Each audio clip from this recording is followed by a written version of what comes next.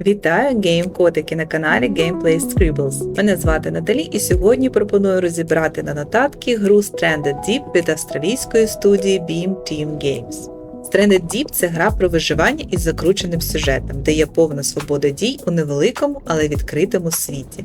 А щоб блукання між островами мали сенс, розробники додали мету виживання та можливість вибратися з безлюдних островів. Сюжетну лінію розкривати не буду. Нехай стане сюрпризом для тих, хто ще не грав. Лише скажу, що для досягнення мети потрібно поборотися з 3 босами та після перемоги забрати 3 важливі деталі, без яких фінал історії неможливий. І це не спойлер, це підказка. Отже, ділюся нотатками, щоб зберегти ваші нерви під час проходження. Перед початком нової гри можна обрати розташування босів та скрафтити власні острови. Червоні клітинки з черепами – це позначки 3 босів та авіаносця, а позначений червоним острів – це місце, де ви будете починати гру. Раджу перемальовувати розташування островів та напрямок півночі, бо у грі орієнтуватися доведеться тільки за компасом. Якщо ж зовсім заблукали, тоді зайдіть в картографію і подивіться, який з островів позначений червоним. Червоним у картографії завжди позначається той острів, на якому ви перебували в момент останнього збереження гри. Якщо ж ви відплили далеко, але не зберіглися на новому місці, червоним усе одно світитиметься старий острів. Окрім вибору розташування локацій на мапі, можна змінювати й самі острови. Для цього переходимо у відповідне меню. Тут вмикаєте політ фантазії та не обмежуєте себе. Редагуйте форму острова та висоту над рівнем моря.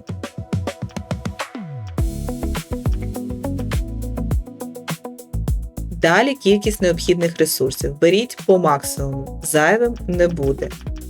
Наступним кроком засаджуємо острів рослинністю. На жаль, вибрати максимальну кількість дерев не вийде, доведеться комбінувати та обмежувати ресурси. Та сама історія зі скелями. Хоча раджу бодай одну високу мати на острові, вона буде давати хорошу тінь. А от при виборі тварин обмежень немає. Хоча тут є нюанс. Великі краби, кабани та змії небезпечні, якщо вони активні. Змінити поведінку можна в меню налаштувань гри, виставивши, щоб тварини залишалися пасивними. Але хіба то виживання? Ну і останній пункт – це кількість затонулих кораблів. Тут теж немає обмежень. Активуйте хоч усі підряд. Це дасть можливість швидко назбирати ресурсів. Далі переглядаємо, що вийшло. Ну, ніби непогано, що скажете. Мені подобається. Залишається дати назву та опис генерованому острову та підставити на мапу.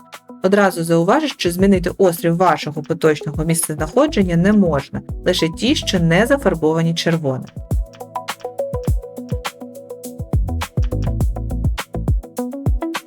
Наступним кроком налаштовуємо гру та персонажа і вриваємося в невідомий світ.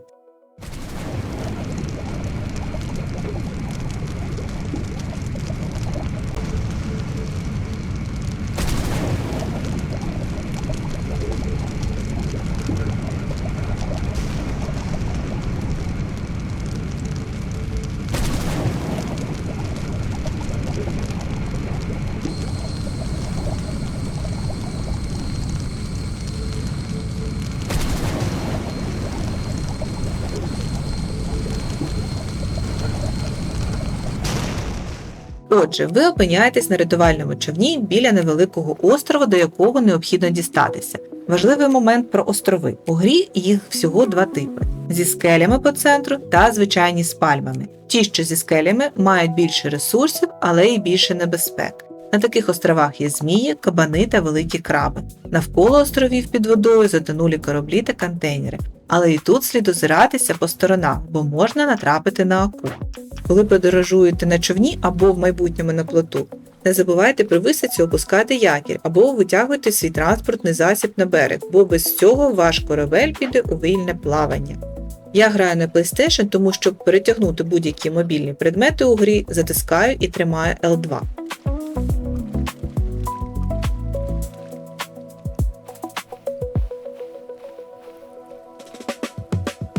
Коли опинитесь на твердій землі, зазирніть в меню налаштувань. Там є можливість змінювати вид від першої чи третьої особи в будь-який момент. Я, якщо чесно, більше люблю вид від третьої особи в іграх, але саме в surviving іграх від першої особи більш атмосферно, тому продовжуємо від першої особи. Після всіх налаштувань час перейти до виживання. Орієнтиром для загального стану персонажа є годинник. В його меню відображаються основні показники – стан здоров'я, голод, спрага та SPF. Також на годиннику показан рівень навичок, проблеми зі здоров'ям та загальна статистика виживання. Ще на початку гри зазирніть в сумку на рятувальному човні. Всередині знайдуться деякі речі та їжа, які допоможуть у перші години виживання. Я не хочу довго затримуватися на першому острові, тому скористаюсь компасом, щоб зорієнтуватися і зрозуміти, в який бік плисти на згенеровану раніше локацію. Так, північ у нас там, тоді схід ось там. Припускаю, що ось той острів і є моя ціль. Ну що ж, перевіримо мої навички орієнтування в дикій природі. Човен витягаємо на воду і повеслували. Сподіваюсь, що між цими островами мені не зустрінеться велика акула, бо вона з легкістю переверне цей човен. Тому раджу в майбутньому будувати одразу великий плід. Ну, до острова я дісталась, і мої орієнтири мене не підвели. Це той самий згенерований острів. Чесно, не можу сказати, що в захваті. Рандомні локації набагато цікавіші, на мій погляд. Хоча я особисто не заморочилась, бо створювала цей острів як приклад. Можливо, якби все прорахувати, тоді і острів виглядав би колоритнішим. А поки маємо те, що маємо. Тому побігли збирати ресурси та майструвати необхідні для виживання конструкції – укриття, вогнище та опріснювач для води. Для збору знадобиться простий ніж, який крафтиться з каміння. Також дивимось, що потрібно для створення великого ножа, укриття та вогнища. Поки шукаємо все необхідне, по дорозі, звісно, що підбираємо все, що нам трапляється. Далі крафтимо мотузку. Для її створення збираємо молоді пальми або листя дерева юка. До речі, і ті відновлюються автоматично кожні 48 ігрових годин, а юку можна ще й вирощувати на грядках. Скрафтили мотузку, отримали великий ніж і пішли збирати ресурси далі. З таким ножем швидше рубається стовбур пальм та листя, які необхідні для будівництва. З матеріалів на островах знайдуться камені, які розкидані по берегу, та такі мініатюрні скелі, що розбиваються киркою. Одразу попереджаю, з кількістю каміння у грі не дуже, так само як і з глиною. А глина знадобиться для крафту глечика. Це дуже важливо, тому що в глечику ви будете перевозити і переносити воду. Також в подорожах слідкуйте за рівнем SPF. Годинник дасть звуковий сигнал, коли ховатися від променів. Сонце найбільш небезпечне вдень. В такі години краще знаходитися в тіні або занурюватися під воду, інакше ви отримуєте опіки. Тут в пригоді стане рослина алоє вера, з якої потрібно скрафтити мазь від опіків у меню медицини. Поки перебуваємо в тіні, зазирнемо в меню крафта. Спочатку воно буде виглядати ось так. Чим більше ви створюєте, тим більше будуть відкриватися нові можливості. Тому у результаті меню крафта буде виглядати ось так. Перше – це інструменти. Тут і сокири для деревини, і молоток для будівництва, і сапка для городу. Наступне – це меню для створення укриття, вогнища, коптильні, опріснювача та різного роду верстатів. Далі трішки меблів. З корисного у цьому меню переносне ліжко, яке можна брати із собою у подорожі для швидкого збереження. Наступне – пастки для птахів і риб та пояс, щоб мати можливість переносити більше інструментів. В наступній вкладці все необхідне для лікування, і не тільки. З корисного тут фляга з кокосу, шкіри та глини для зберігання води. Кожна з них розрахована на різний об'єм. Цей розділ пов'язаний із проходженням сюжетної лінії. Замість замочків з'являться нагороди та 3 компоненти, необхідні для завершення історії. Далі відкриваємо можливість займатися огородом. Майже всі рослини, що збираються, вирощуються на грядках. Ще одним важливим пунктом в меню для виживання є будівництво плота. Тут варіантів та комбінацій достатньо. Єдиним мінусом особисто для мене є те, що на консолях розробники поставили обмеження і доступний розмір лише 4х5 або 5х4 секцій. Тим, хто грає на ПК, пощастило більше. В цьому ж розділі є меню для створення гірокоптера. І плід, і гірокоптер потребують окремої уваги, тому обіцяю розказати детально в окремих відео про їх створення з нуля. Ну і останній розділ – це меню будівництва. Тут стільки варіацій, що можна розгорнутися на ціле селище. От тільки хто там жити буде, коли навколо тільки дикі кабани та краби. Але заморочитись можна, наприклад, з цеглою та побудувати справжній сучасний будинок. З меню розібрались, продовжимо збирати ресурси. Деревина. Невелику кількість палиць можна знайти розкиданими по острову, все інше добувається з пальм та дерев за допомогою ножа або сокири. Спочатку рубаєте стовбур, потім ще раз розрубуєте. Чим вище пальма, тим більше деревини буде з неї. Також з пальм ми отримуємо пальмове листя, яке теж потрібно розрубати або взяти із собою. Окрім деревини та листя, на багатьох пальмах є кокоси. Цілі містять одну порцію води та використовуються для створення фляги, ємності для лікарських напоїв та опріснювача. Нарешті все назбирали для укриття. Час встановлювати. В ньому не можна сховатися від сонця, але воно потрібне для збереження та сну. Зверніть увагу, що після сну гра не зберігається. Зберігатись потрібно окремо, через укриття або через ліжко. Наступне, що потрібно організовувати для виживання, це вогнище. Пізніше в меню крафта відкриється коптильня, а поки будуємо базу. Спочатку ставимо основу. В принципі, цього для готування достатньо, але у мене вистачає матеріалів, тому додаю фаєрпіт та аналог рожна. Час розпалювати багаття. Для цього крафтимо розпал та застосовуємо. Про приготування їжі розкажу далі, а поки додам, що багаття згорає, тому періодично потрібно додавати деревину. Тепер на такому вогнищі можна готувати 2 шматки м'яса. Одне зверху, одне знизу. Ну і не забувайте гасити після використання. Час поговорити про їжу. На островах її достатньо. На початку від голоду врятують звичайні кокоси, їх можна зняти з пальми або зрубати разом із пальмою. Далі кидаєте кокос на землю, розбиваєте один раз та робите ковть. Так, на одну риску зменшується спрага. Знову кидаєте на землю і знову розбиваєте. Так, отримуємо 2 половинки кокоса, які добре втамовують голод. Але після 3 половинок отримаєте розлад шлунку, тому не зловживайте.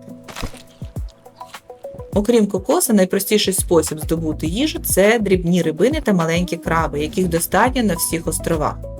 Для полювання вистачить будь-якого ножа або списа. Далі тільки спритність рук. Хочу звернути увагу на те, що їжа псується, тому допоки не організуєте коптильню, полюйте стільки, скільки необхідно для втамування голоду. А якщо не плануєте готувати одразу, тоді не розбирайте тушку. Так продукти будуть довше зберігатися свіжими. Розколотий кокос, наприклад, псується, тому зберігайте його в цілому вигляді в жовтій шкірці. Далі те, що наловили або вполювали, потрібно розібрати на шматки м'яса. Стейки готові.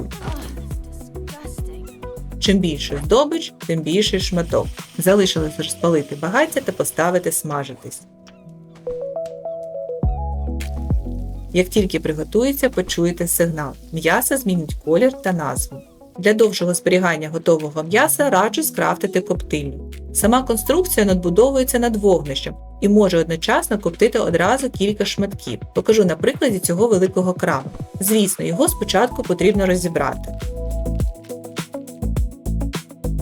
Коптильню розпалюємо так само, як і вогнище, а далі розвішуємо м'ясо. В рюкзаку в мене вже є готові шматки, але шукайте саме ті, що щойно отримали. Час приготування довший, ніж на звичайному вогнищі, бо м'ясо проходить 2 етапи. Спочатку воно готується, як на багатті, а після вже докопчується до потрібного стану. Саме таке воно буде зберігатися дуже довго. Тож смакуйте, а я розкажу про воду. Найпростіший спосіб втамувати спрагу – це кокос. Про цей спосіб я вже говорила раніше. Але для постійного запасу води потрібно скрафтити опріснювач. Для початку робимо флягу, а далі запасаємось ще мотузкою, камінням, тканиною та пальмовим листям і організовуємо собі нескінченний запас води. Ну, як нескінченний? Щоб опріснювач працював, потрібно на дно додавати пальмові гілки або листя маленьких пальм чи дерева юка. Знизу пальма зникає, зверху додається вода. Набирається достатньо швидко, головне не забувайте підкидати листя. Всього опріснювач розрахований на 4 ковтки. Для того, щоб мати запас води із собою, потрібно скрафтити фляги. А це мої опріснювачі і їхня кількість. Ви запитаєте, навіщо? Все просто. Для городу. Бо що б ви не посадили, все треба поливати. Ось тут у мене картопелька, але не для того, щоб її їсти, а для того, щоб готувати з неї паливо. Тому запасайтесь грядками та шукайте картоплю на островах. До речі, виглядає вона ось так. Ще раджу посадити юбку. Виростити дерево можна з плода. Її листя широко використовується в крафті і для створення мотузки, і для тканини, і для опріснювача. Хоча в природі це дерево відновлюється, все одно мати власний запас буде корисно. З їжею та водою розібрались, поговоримо про медицину. Тут потрібно розуміти, звідки чекати небезпеку. Перше – це сонце. Тривале перебування в день може призвести до опіків, які лікуються маззю з алоє вери. Бандажем перев'язуються рани від укусів акул, кабанів та крабів. Шина накладається на перелом. Антидот лікує отруєння від змій, фіолетових морських зірок та яскравих риб. Наступний коктейль використовується для зупинення кровотечі. Для можливості дихати під водою на глибині використовуйте саморобний аналог кисневого балона, який протягом гри знайдеться на затонулих кораблях. Ну і останнє, репелент допомагає на певний час ставати невидимими для акул. Це дозволяє безпечно вивчати затонулі кораблі. Всі рослинні компоненти розкидані по островах, і деякі з них досить непримітні. Їх не дуже багато, але є можливість вирощувати на грядках. Про головне поговорили, тепер хочу трішки перерахувати корисності. Почну з рюкзака. Розширити можливість переносити більше не вийде, але можна зекономити місце, якщо скрафтити пояс для інструментів та використовувати ящики, які розкидані на затонулих кораблях. Ці ящики не тільки вигідно встановлювати на плоту, а й добре носити із собою. Ваш рюкзак розрахований на 11 відділень. Ящик займає одне відділення, але і сам ящик вміщає в себе 5 різних компонентів, тому майте це на увазі. Ще я б радила брати з собою з затонулих кораблів ліхтарі. Вони встановлюються на гачки на суші та на плоті. Світло вмикається автоматично із настанням вечора та гасне на світанку. Так легше підсвічувати місця табору та не заблукати. Для організації простору корисно створювати купи деревини, кокосів, листя. Коротше, всього, що можна скласти разом.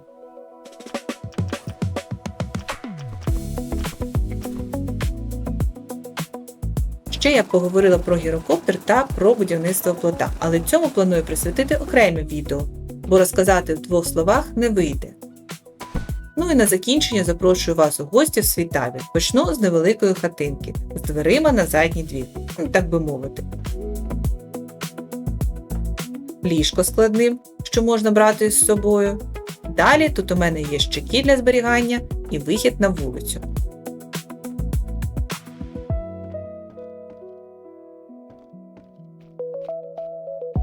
Купа кокосів нерозібраних для довшого зберігання збирала між іншим по всіх островах.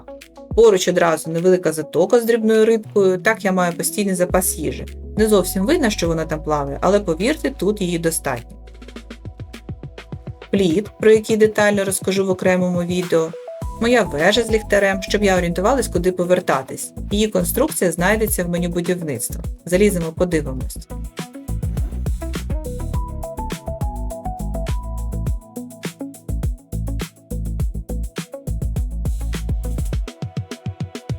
Помилувались, підемо далі дивитися, що у мене є ще в моєму таборі. Тут трішки пальмових верхівок, теж тягнула зі всіх островів. А далі склад металобрухту. Ці компоненти потрібні для створення мотора човна та гірокоптера. Хоча з такої кількості я б могла цілий літак змайструвати, але, на жаль, немає такої механіки. Тож воно у мене так і зберігається. Металобрухт подивились, підемо далі. Тут у мене знову організовані кубки, а ось тут різні верстати. А ось і апарат для перетворення картоплі в пальне. Одразу за цим чудо-апаратом піч для роботи з глиною. А ось і той самий гірокоптер, про який я розкажу в окремому відео. Далі тут у мене грядка, на якій росте молоде деревце юбки, опріснювачі для поливу та городи з картоплею. Ось, в принципі, і весь мій табір.